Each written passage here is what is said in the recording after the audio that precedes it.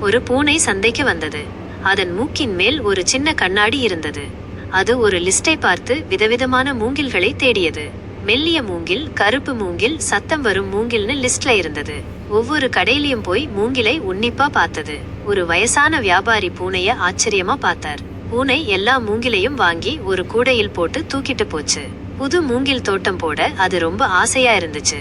கண்ணாடி போட்ட அந்த பூனை சந்தோஷமா வீட்டுக்கு போச்சு. A cat came to the market. It had a small pair of glasses on its nose. It looked at a list and searched for different kinds of bamboo. Thin bamboo, black bamboo, bamboo that makes sound, that's what was on the list. It went to each shop and carefully looked at the bamboo. An old vendor looked at the cat with surprise. The cat bought all the bamboo, put it in a basket, and carried it away. It was very eager to plant a new bamboo garden. The cat with glasses went home happily.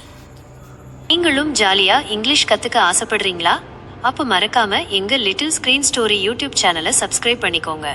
இந்த மாதிரி இன்னும் நிறைய இன்ட்ரெஸ்டிங்கான குட்டி குட்டி animation கதைகளோட உங்களை சீக்கிரமே பார்க்குறேன். பாய்.